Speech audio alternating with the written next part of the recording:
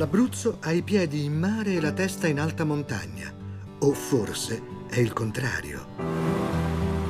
Mi bagno in questo mare, l'Adriatico, fondali bassi e sabbiosi, spiagge chilometriche, oasi di dune e pinete da percorrere a piedi o in bici.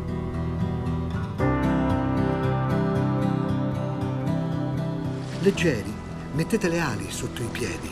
Viaggiate con me da Punta Aderce alla Costa dei Trabocchi, antiche macchine da pesca, oggi ristoranti pittoreschi o, chissà, creature mitologiche che fanno il solletico al mare. Volando verso nord incontro Pescara, la città perla, la pescosa, infinito lungomare.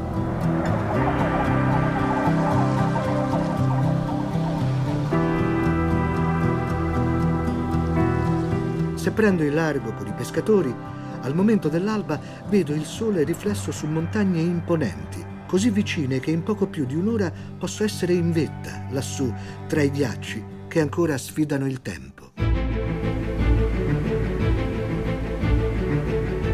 Dalla torre di Cerrano, andando per colline, sono già in provincia di Teramo. Città orgogliose che proprio non ti aspetti e ti abbagliano di bellezza, ancora stordito come sei dal sole e dal blu.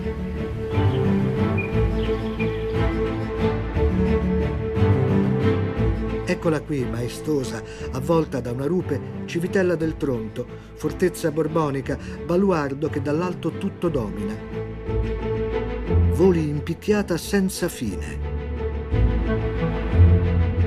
Li vedi ovunque, il Gran Sasso e i monti della Laga, con il Corno Grande, oltre 2900 metri, re dell'Appennino, maestoso padrone delle nuvole.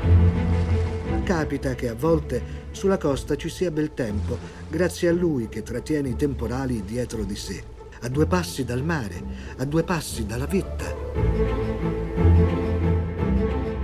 Proseguo la mia rotta con la salsedine ancora sulle ali e già il vento freddo d'alta quota. In volo sulla Maiella, una riserva di montagna con più della metà del territorio del parco sopra i 2000 metri.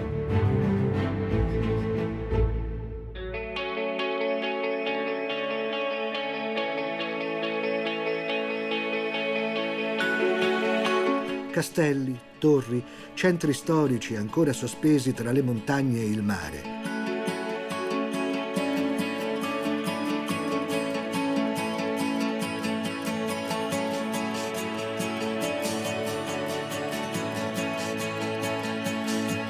Chieti, l'antichissima.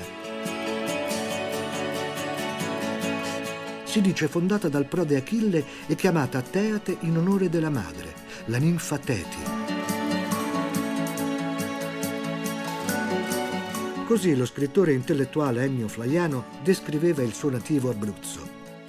Un'isola schiacciata tra un mare esemplare e 2 montagne che non è possibile ignorare, monumentali e libere. Se ci pensi bene, il Gran Sasso e la Maiella sono le nostre basiliche che si fronteggiano in un dialogo molto riuscito e complementare.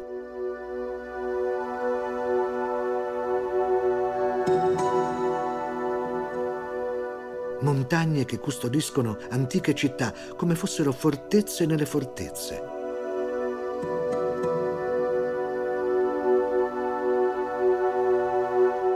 Chiese, palazzi e monasteri nella terra dell'Aquila, la città della rinascita, che ti invita a salire sempre più su.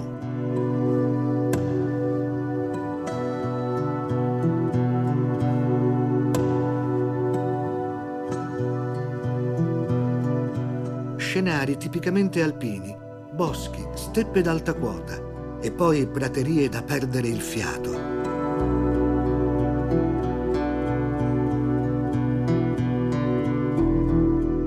Non scomodate la Patagonia o il Tibet, campo imperatore, campo felice, enormi altopiani carsici dove giocare al Far West e far volare la fantasia. Sergio Leone, il nome della rosa, Michelle Pfeiffer trasformata in falco in Lady Hawk. Ognuno può davvero costruire il suo set del cuore.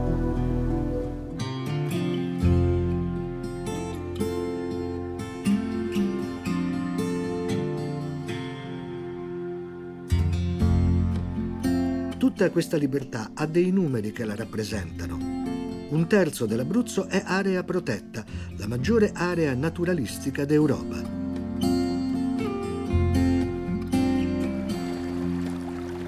3 parchi nazionali, un parco regionale e oltre 30 riserve naturali dove gli uomini sono solo ospiti di passaggio. Le nuvole accompagnano le stagioni e giocano con i colori al primo sciogliersi delle nevi. Acqua e terra. L'Abruzzo è lo specchio dei desideri di chi, come me, cerca la libertà.